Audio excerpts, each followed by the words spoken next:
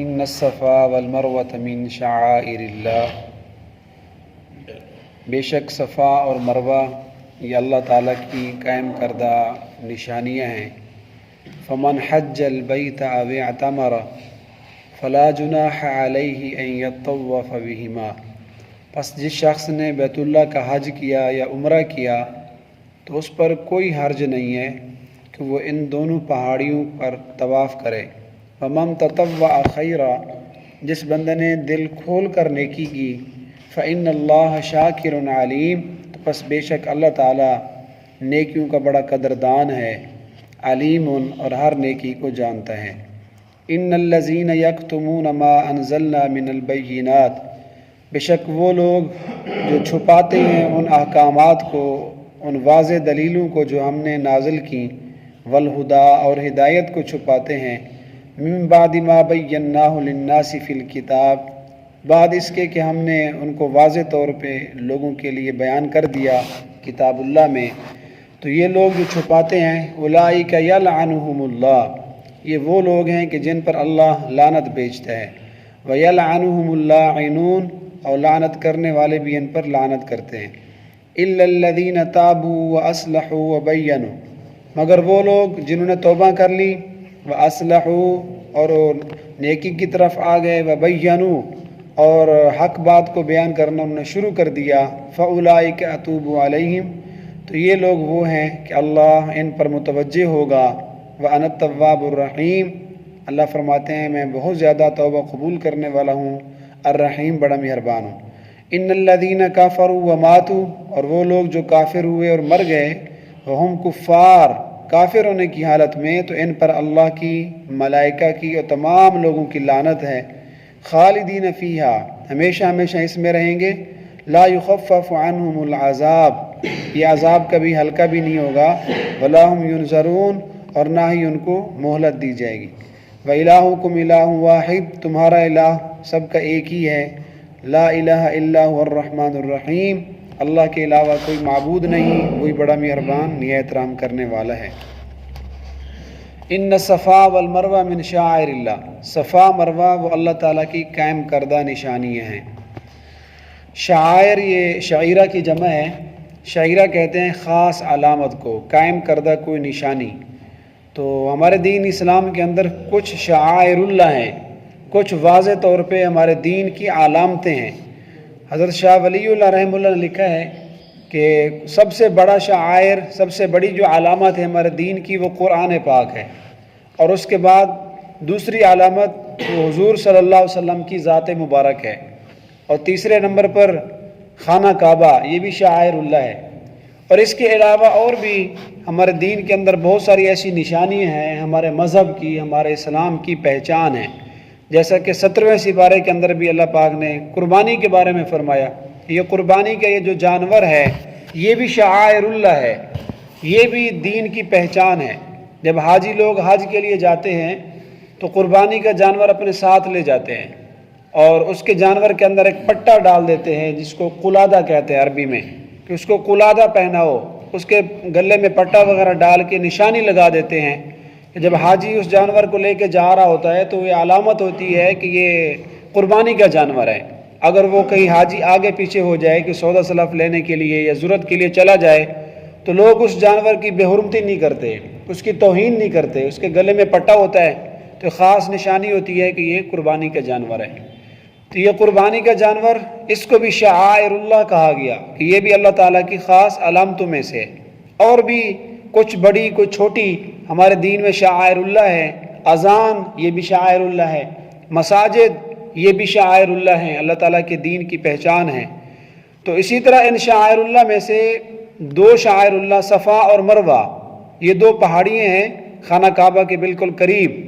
صفا بھی ایک پہاڑی کا نام ہے، مروہ بھی یہ ایک پہاڑی ہے۔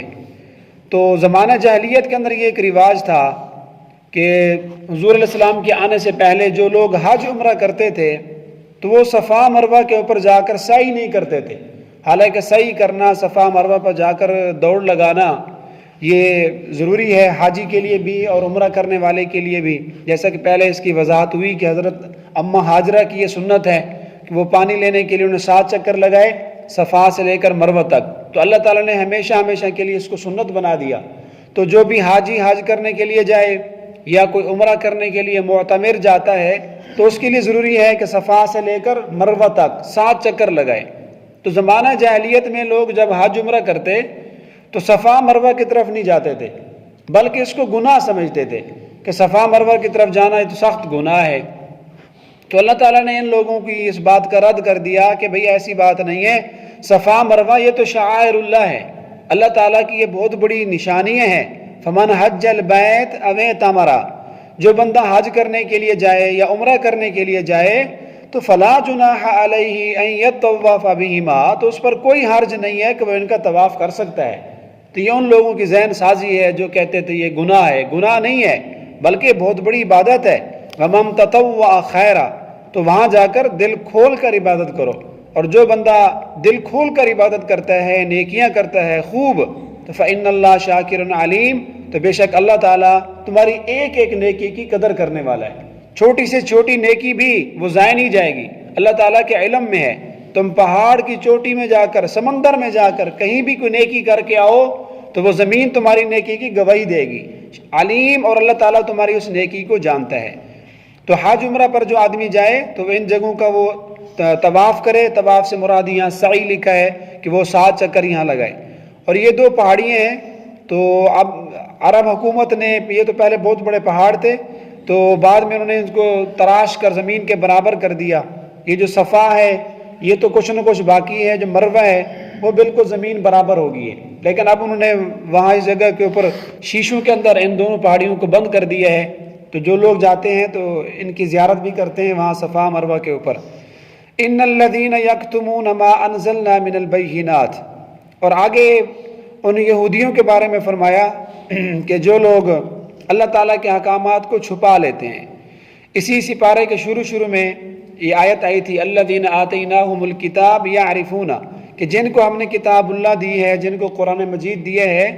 یا اس کے علاوہ اور کسی بھی کتاب کو پڑھنے والے ہیں تو وہ حضور علیہ السلام کو پہچانتے ہیں، حضور کی نشانیاں انہوں نے پڑھی ہوئی ہیں، لیکن اس کے باوجود وہ چھپا لیتے تھے۔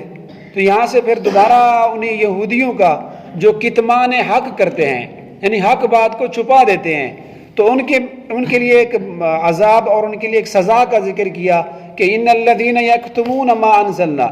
جو ہم نے نشانیاں بھیج دی ہیں، جو واضح دلائل ہم نے کتاب اللہ میں قرآن میں بھیج دیے، تو جو لوگ ان کو چھپاتے ہیں، والہدا، اور حق بات کو، ہدایت کی بات کو لوگوں کے سامنے ظاہر نہیں کرتے، چھپا لیتے ہیں، حالانکہ ہم نے وہ چیزیں لوگوں کے لیے ظاہر کر دی ہیں، تو یہ لوگ اتنے مردود ہیں، یلعنہم اللہ و یلعنہم اللائنون، کہ اللہ ان لوگوں کے اوپر لعنت بھیجتا ہے۔ کتمان حق کرنا، حق بات کو چھپانا، اور یہاں لکھا ہے کہ اس حق سے مراد قرآن مجید کی آیات ہیں، خاص طور پہ وہ مسئلہ، وہ حکم، وہ اللہ کا فرمان جو قرآن مجید میں آ گیا، اس کو چھپانا تو بہت بڑا گناہ ہے۔ اور یہ صرف مولویوں کے بارے میں نہیں، علماء کے بارے میں نہیں کہ مولوی یا علماء چھپا لیتے ہیں، بلکہ ہر عام خاص کے لیے حکم ہے۔ جس بندے کو بھی کسی مسئلے کا علم ہو، چھوٹے موٹے مسائل تو ہر مسلمان کو آتے ہیں، نماز روزے کے، حج زکوٰۃ کے مسائل تو آتے ہوتے ہیں، اگر کہیں اس کے بیان کرنے کی ضرورت ہے یا کوئی اس سے پوچھتا ہے اور وہ مسئلہ نہیں بتاتا، چھپا لیتا ہے، مولوی ہو، عام ہو، خاص ہو، کوئی بھی ہو، تو یلعنہم اللہ، تو یہ حق بات کو چھپانا یہ ایک ایسا عمل ہے جو موجب لعنت ہے، اس سے آدمی ملعون ٹھہرتا ہے۔ الا الذین تابوا واصلحوا، تو کچھ لوگ ایسے تھے کہ اسلام سے پہلے وہ بھی کتمان علم کرتے تھے، کتمان حق کرتے تھے، لیکن بعد میں انہوں نے توبہ کر لی، تو اللہ تعالیٰ فرماتے ہیں یہ حق بات کو چھپانا، یہ مسئلہ بھی کوئی ایسا نہیں ہے کہ کسی نے کبھی حق بات چھپائی ہو پھر ساری زندگی اس کی توبہ ہی نہ ہو، نہیں، اس پر بھی توبہ ہو سکتی ہے۔ تو جو لوگ پہلے حق چھپاتے تھے، الا الذین تابوا، پھر انہوں نے توبہ کر لی، واصلحوا، اور وہ صالح بن گئے، نیکی کی طرف آ گئے، وبینوا، اور اب حق بیان کرتے ہیں، حق بیان کرنا شروع کر دیا، تو یہ ایسا گناہ نہیں ہے کہ ناقابل معافی ہو، بلکہ یہ تو قابل معافی جرم ہے۔ اتوب علیہم، تو میں ان کی توبہ قبول کر لیتا ہوں، وانا التواب الرحیم، اور میں خوب توبہ قبول کرنے والا ہوں، بڑے سے بڑے گناہ کو بھی معاف کرنے والا ہوں، الرحیم، میں بہت مہربان بھی ہوں۔ ان الذین کفروا وماتوا، اور وہ لوگ جنہوں نے کفر کیا وماتوا وهم کفار، اور اسلام کی طرف نہیں آئے بلکہ اسی کفر پر ہی مر گئے، وہم کفار، موت اس حال میں آئی کہ کافر ہی تھا، ایمان نصیب نہیں ہوا، اولئک علیہم لعنت اللہ، تو یہ کافر، یہ وہ مردود آدمی ہے، ایسا شخص ہے کہ جب کافر مرتا ہے تو علیہم لعنت اللہ، تو اس کافر کے اوپر اللہ کی بھی لعنت ہوتی ہے، والملائکہ، فرشتے بھی اس کافر پر لعنت بھیجتے ہیں، والناس اجمعین، اور پوری دنیا کے لوگ، تمام چیزیں اس کافر کے اوپر لعنت بھیجتے ہیں۔ ایک مرتبہ حضور علیہ السلام تشریف فرما تھے تو ایک یہودی کا جنازہ گزرا، تو آپ نے فرمایا مستریح او مستراح، یا تو یہ راحت پانے والا ہے یا اس سے لوگ راحت پانے والے ہیں۔ تو حضور صحابہ کرام نے پوچھا یا رسول اللہ کیا مطلب ہے اس بات کا، مستریح او مستراح، کہ یا تو یہ خود راحت پا کے جا رہے ہیں یا اس سے راحت پائی جانے والی ہے۔ تو حضور نے فرمایا اگر ایمان لے کر مرا ہے، اگر کلمہ اس نے پڑھ لیا پھر تو یہ جہنم سے بچنے والا ہے، اگر اس نے کلمہ نہیں پڑھا مستراحن، پھر پوری دنیا کی جو چیزیں ہیں نا وہ اس سے راحت پا رہی ہیں کہ یہ ساری چیزیں اللہ کا شکر ادا کر رہی ہیں، کافر مر گیا،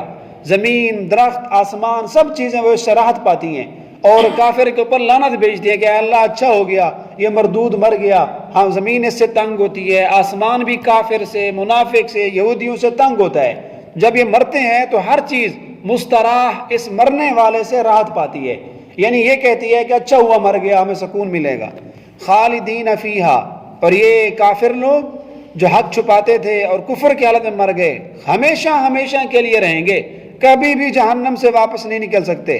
لا یخفف عنہم العذاب، اور ان کو اللہ جو عذاب دے گا وہ عذاب کبھی کم بھی نہیں ہوگا، روز بروز اس میں شدت ہوگی، روز بروز وہ عذاب بڑھتا جائے گا، ہر دن پہلے سے زیادہ بڑا عذاب ہوگا، کم نہیں ہوگا۔ ولا ہم ینصرون، اور ان کو کوئی مہلت ڈھیل بھی نہیں دی جائے گی، یعنی قیامت والے دن جب فیصلہ ہوگا کہ ان کو جہنم میں ڈالو